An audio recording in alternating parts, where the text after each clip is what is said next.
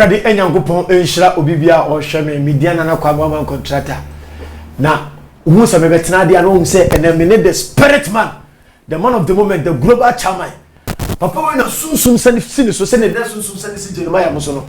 say no sunsum sani si Isaiah mo eso mo ko kansam no sa no sunsum sani tete difo ni bi na awurade say yi no enye de oboli tirima na okasa ono sunsum ne fa ni mu kasa. And then the spirit man, the great lion of Africa. Lion in Africa ha ono ne yi no say jata mu jata ono no kasa to media chire because on funny pe and then na adwene en cancel. And then the spirit man shia na ye ko the spirit man ho na dey abeyo won wan be say you dead because and they say si no esi fefe to the stand say afene ko na wie ye adifo bebre na be hye nkoma for man no adifo bebre na be kasa for man no na and the spirit man, the spirit man, the man of the moment, the angelic movement. Papa na go for sani so no and na oni enya no ha oni na di kan asam kom de abofo ene de nyagopon adana di akira no ene de eba be 2020 afibia emu osan ni mu orem afia ye di amane no hawo ye ni 2021 emo stress no so nye bi na woni nche ne kodi fansa ene yakoba panchen yakoba spirit man chen nena kwa kwetwe nkomo 2021 yi wasum eya fe papa ananya fe papa yanko the spirit man papa yamwa kwaba mejoso papa obianim se sunsumu de ona e chamai sunsumu de ona kase wo mu papa udia kase shadakam dibe ndase medin pade yes Prophet Emmanuel Champon. But Dudu na frame the great lion of Africa. And as a spirit man. The man of angels. The man of power. The angelic movement. And then papa ana esia wa ha no and then you call papa nchen ne papa ko din komo bebre. Adia papa se odawo abofo betam no e de ne kokko kire no se eba be 2021 enyema ye ya enema be yi amaye ene de ya nya enema be ko achewa maye ene ye ko papa enchen papa we de papa wada woro ma ye frɛ wanya bone afi ne ko na wiye una sunsum sani sim so e ma wo kansam papa ade ena abofo no ene unyankopɔn aba be ka kyewo afa 2021 me dance ensa na me kasa na ye mompae okay abade ye bompae udi ni ntini da so tiase yes etiasia no ahwe yen so afi nyinam wa mo wu wa ma boni bia nka yen ha yesi adominant amen nyame nhyira wa ma contractor nyame nhyira wo emese onyankopon e de atwa afi no na yesi awura fufuru spirit eye 2021 na meda kumase online for ase erade nhyira omu ni na ompeja adwuma wi na adwuma wi 20 enya krabewe na awurade be pejo mo na awurade be mo magidin e wo wiase afa na nya edin ne de afa no mbeje ne mo awurade nyankopon hyira wo mo emese 2021 enye mpabo 2021 enye mpabo but 2021 eye wisdom 2021 obi a wonimi nyansa bia untimi mobra 2021 enya mpabo awurade mamisiko sikama but eye nyansa ana wode bebobra 2021 is the year of wisdom uni nyansa untimi mobra ai bible say na Solomon say nyansa na mawusika without wisdom you cannot get money but without wisdom you can get money enti nyansa ene mesika nyansa ene eyade ni na yi nyansa ene be mu wuse mi koto amenem sa nyansa na be mu wuse mi koto amenem nyansa na be mu wuse aha me kono nye nyansa ene 2021 awurade se ebe ye adwuma woni nyansa dia untimi nya adwuma bi ayo kuma se online papa you go straight to there Oda wonma abofo be fa mu e ko kyena wo de eba awie bremu de eba 2021 enna papa you go straight you wasum ne tie There is Rebecca. Medase, Yami show be biara. We share we are fanani na. We should be a we are simbia. Na omuntie me. Omuntie prophecies na bang. Anodin. Yes. Anodin. Medical case 2021. A wisdom. Acquire wisdom. Move with wisdom. Inti enone fanyansa nante. Yami show be biara. Tie. Me kane boko na watie mi lie me kane boko because bofo no onsane wa ha odi kan sane wa sane me so e wa asore odi kan sane me so dada akansa bebri ana me daaye no soso no wadi kan be yi nsem a kire me entitie me ya dry fasting just one day ebusa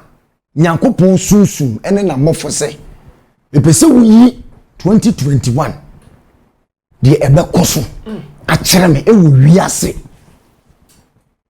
na me dawo sa woni gana de enko wiase nyina it me start me dawo sa ana mu se me sunsuma pie firi me spirit ana mu se angel tepon koso na wo pa wo hia me de me hu ya na se wa mama tena ponko foforo so ano si dimechi na ponko na me hu ni se ne nan ni na yeja ana ponko ni ti wi yeja ana kuta so na wo de me ko pie ensu tetre so sa apu awo jami si apono so na wo de me nan ba ku si apono so ana wo de me nan ba ku si asase so wie no ka che me se makoa me be yi nyoma akyerɛw na me hu na me hwɛ na me hu se ye tie me frɛ ponase na me se asochi abobɔ na me hu se demon bi apie me ti bom 22 a okuta ema no for 7 no okuta 9 ba akopɛ no okuta ensa 8 me se wapie the muyan so okuta flax aye bebre okuta na ba akopɛ ana ode akuta sei mu se okacha me se emere na so ene ya mete ye no no muyan so obe na batamu no na afei demons a omo na batamu no mapie so demons woni mu bebre timi so omo pie sa muyan se omo distribute kokuru so a omo de enmane ene ohaw ekotu kuru so obi antie ne kuro mane a eba me hu se bofo ne ka che me se speak spirit man yare na e fa ne coronavirus no and as a covid-19 no within the period of free December to May the 6 months yare ni mu be ye den free December May yare ni be say de mu be ye den pa coronavirus hot one wa wutie ni o ba na me se aduane asote e won conformance so aduane asote na me se America Philadelphia me se California me se New York me se Georgia me kro bebre se aduane asote wo we say yare na no aye den aduane short within the period of the 6 months within December to May me hu abofo no gusu yi nyoma na kire me no ka chem say a free June on the 4th June yare na be start ya Brazil na be start ya free Spain na Isthmus ni mu no Easter muno yare ne be start abrase but as announcer be ye dibiem but the free June na ba ne de e be start ye free Spain na Spain ano bejo 2021 prophecy emra am no jonano na afi ko na efe eko no ka chem say ye di be wuram akọ 2022 in the middle of 2022 January February March de ye hu yare ni bi sa mo ka kire efu won ana odi mi fredi no se me hwa de me hu na me hu say microchipping FN chip I di wa fu mu me say kuta di mo me say me ko pie baby ti sa Sweden me say ye pai ni pansa ho ye de chip na hye nipa e bisa abofo na se de ben o say chip no aye the mark of the beast chip na enu na nipa be start di akọ bank chip no ai na se wan hye sa chip ni bia uniska 2021 na chip na start enkofo start ya o mo hye na eba na enu sa chip no ana wo yisika ta chip no ana wo di be yisika na so ni bia na uni bi aseten no de enti sa chip no ana wo di be ye bibie wo wiasim na chip no be control chip no be ma ya te se robot enya de show sa ene be control ebe control wa adwen ebe control unipa ban ebe control usunsu ebe control bibia the chip na mu chip ne te se emu aya de hye nipa e di renipa ye di rawa abofo ne ka chem say sa chip no 2021 ebe start ya adwuma odimi Freddy na no preko pe anafo odimi ba ya be pie kura efe no Nigeria me share na me hu na me share hu ye no me hu se sunsun no enkofo fatu na okache me se Boko Haram na wo Nigeria traye kakraka asen afibia na Boko Haram fo ni ba be pie any government ni ba ku physical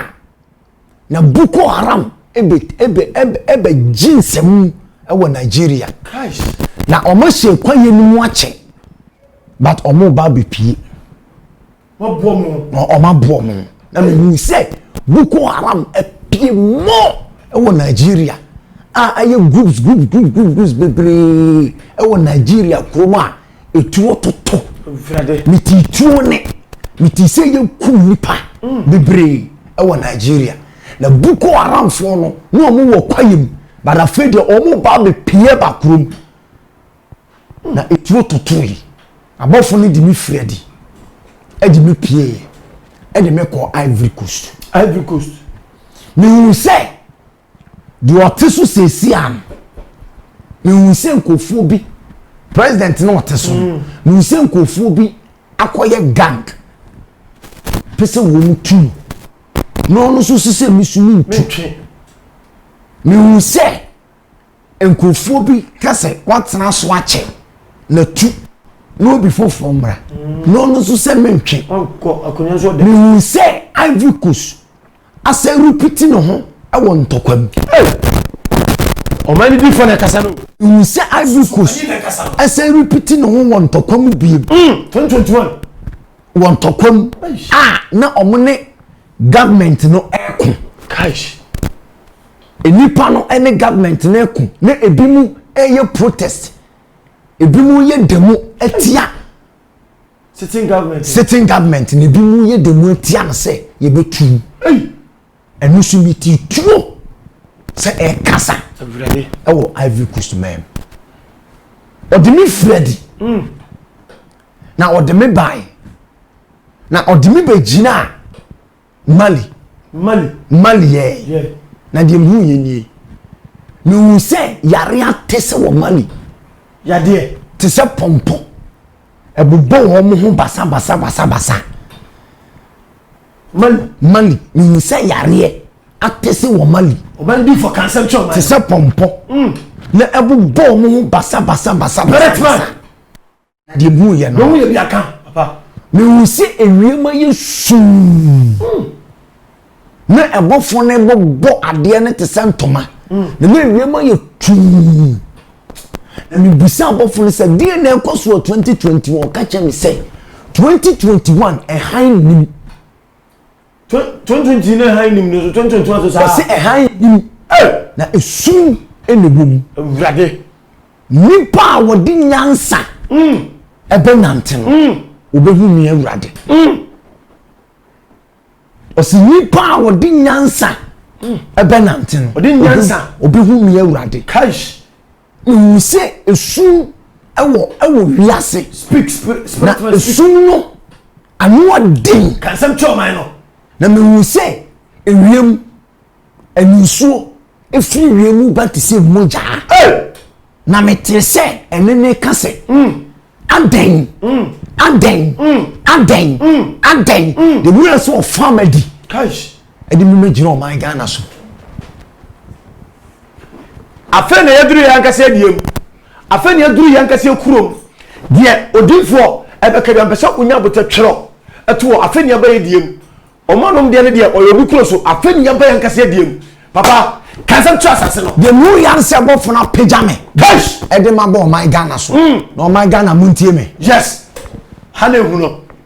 mi yes na me hwe yes na mi say yabo dompem cash aye she black yabo dompem she black aye kwa yi na mi bisa bofo ne say ayiye ye hwan o ka chem say me hwa de mi say kwankwa lobi ani ti bom 3 wo tu akosi po tenten so on say ye te say kuma so online o mu po tenten no so makosi sa po ni bi so na me hwe na me ni toy na o ka chem say me hwe na me hwe na mi say baby te say Angel FM te say Angel FM te say Angel Television omo yi obi eyiye kese wo ho spirit must speak na mi say nipa ne samchoni babofo ne ka say ma me fa ni di ntu bedwa na mi busai na bofo ne ka say me ma Angel FM ana say Angel TV fo kokko say wo mo mpaye cash na tumi bi hwehwe journalist baako cash spirit must kasa no oya bema cash na tumi bi pe journalist bi ekuno ready me mobo no pese wo di ni moja o pese wo nu moja Ghana de eka no na me hwe na me hwe ya no sumi ni sa bofu ni sa e famedi sa de mi be gina ensuo no so biem na me nan be si ensuo no so na me nan bonku si so me nan ni fa si asase so no se me nya di no sa famedi biem sa de me ba Ghana no se me nsa hwe me sa hwe me se wu se sunsumu no de mu ya ne se ya sa bodon pimbiem me wu se journalist mako 5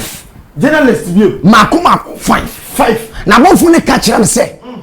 2021 journalist for mom paye pa journalist for mom paye pa and some trouble mom paye pa na mununkuma ye sumununkum atwom na me bisa abofo no ka kira me se Jesus di woni nyansa ene be dwane afiri sa mununkum Jesus di woni nyansa was a wisdom Jesus di woni nyansa ene be dwane afiri sa mununkum na me hwe biem kata na me hu before cancel na me hu se ekomesi amanaman bebre so no mu nya aduane ndi na ekomesi amanaman bebre so na ai ekomesi enkofo man so ekombe ba within the period of 6 months ekomesi enkofo man so aduane be short na me bisa abofo no say den na ekosu me se enipa dom asalai a wo mu wuro my Ghana bodem cash me bisa abofo no say we ye de wo de me kwadi no de me kogina kwayem na mu so de me kogina kwayem na kwaye ne ya sase pefe de mu ya say o sense ebuo epipi efiri form o my Ghana me bisa say we ye de ben a o ka kirem say o my panyi e de naniwa e be ko agriculture so a me ya me man yi o man panyi na na kufuado o de ni ko agriculture so odi na ni ko agriculture so afuo ni ade so afuo so a meya me man ye na 2021 on hye se agriculture ebedi ahinie ewo man Ghana 2021 on hye se odi na ni wa ko kuaye ho na ho na me bomi sika atena na me di mi sika eni mi susu ni na be kokwaye mu na me hu na me hwe na bofo ne ka kira se wose me hwa de mete enne se asase mi su na mete nkwala ne na mete apemfo ne mi bisa bofo se de na ekosu bofo ma me hu na me nso so biesa ana munkum bu boti sensuo waka kira me se January ensuo kese beto January ensuo beto na be pepa moje biara ewo man ne so na me de makonya baba ba tena o man Ghana na me di hene na me busa no wo se mensuo beto na sensuo na beto no ebe pepa munuye bi ewo man ne so oh already na munuye ne doso o man ne so dodo enti mi sunsum ntimi nye de yesemeye na me hu na me hwe o said me Freddy esa de me baby o said me bejo man Ghana so de me hu ya ne say ha ye diem de me hu ya ne say enkwale free 6 years echo 21 a free 6 to 21 echo 21 6 to 21 ni se pompo ne abobom na pompo no bo tiri na wuri na me hwe me se nipa pompo be ku nipa mo oh my Ghana mutio odi for the kasa no ka chere se esum ewu wiase na so odi nyansa ebe 2021 ni me pejam na me hwe me bisa apofo se de ne ebe ya fa ho wo se yenhwe yensuo yi na yensuo sunsun na be se yensuo aya no ya se no na so man ne bobo mpaye afọ mu nsuo ho a ayo mu nsuo ya me de nsuo ya kroje ebe brem na mo be fire ye nsuo na be dane pompobo ne asimutirim na me hwe na me hu yi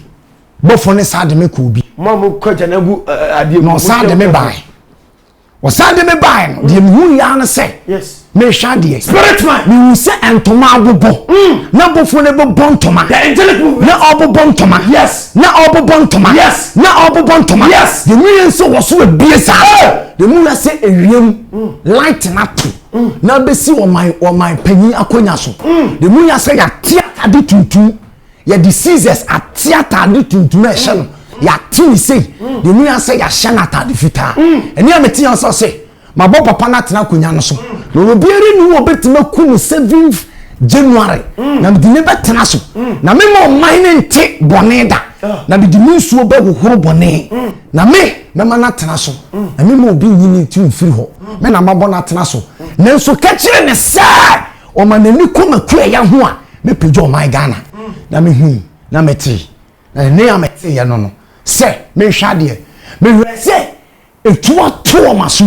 lubusense etuo ne ye den o se nka basa ye ebesi emire de papa ne betran so no enke etuo bi betotototo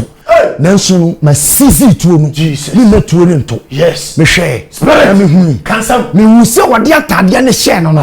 wo se mamma ni mfi a enipa enwe ho na hwan na obetimi ehu ada a woda anase obetimi ehu emre a woda sana mdiama oman panyi mamma ni mfi a enipa ehu enipa nsusu hu na mdi fie kwantenti ama no na wobetena so na matete satade tuntum na ewo no ho na mama na tade fita na ka kire ne sa on ma na ni nko ekuaye ho ana me de o my Ghana begina na ekom bebrebe sisi amana na man so na nipa ebeba o my Ghana aba bedidi be se hu na me hwe na me hu ni ye me wu ode me wura afiem afo se me hwa de me hu se afie bosom eba be so de atia nkofo afie bosom efie bi abusum mo bi eba be sore na me hu se young boys abobodam any young girls abodam na wo be hia wo bi a wona ne be kase na ne e kina ya wo be nsa de be kina abodam aro no you say eni pa bodam na me busa se die nti no mo bodam se masem ana mato atwene na mapume masem na eje biere ni mu biem youth no na one o mo kasa wo se hwe na de obi udan de obo puma asem no de edam be ma no efuse ni fie edam wo na me hu na se youthfo na pu nyame asem na wo mu ye ahuhu bra ano den se da o mo ye na me se eni perfume ebo o ka kire me se masem be di hini na se obi bia na wo be puma asem na masem ye nsuo na se wonom a egu ye mu a enweno na so epie ba bonten a de o ka kire me se menkasa nkyere youthfo no se o mo mfa na asem enya adwuma me hwe na me hui me ko biem me hu se eja kase atsi na eja na esi ye no eja no se edan asole dan kase a sa sofo no wagidin e wo man Ghana ha eja to na asole na eja ne start se ehye na ye kwasi ada a wo preach na eja ne so na asole me hu se eja ne to bibisa se de na ekwasu wo se menhwe na me hui me so odi mbegina eho na me se totobantu ni na asoja sa ana mbisa se we ye de wo se we ye mempa aba anyansa ka ho na nipa bia na wo bebom mpa aba anyansa nka ho biara me ma ninja ne nso na mama asole na di hene na me soja wa asole ni subiem na me de asole ni betumi ka te se enkane na me de o mutumi ka no na me mama asole edi hene na me mama asole edi hene na me hu se krante ehye asofofo ne nsa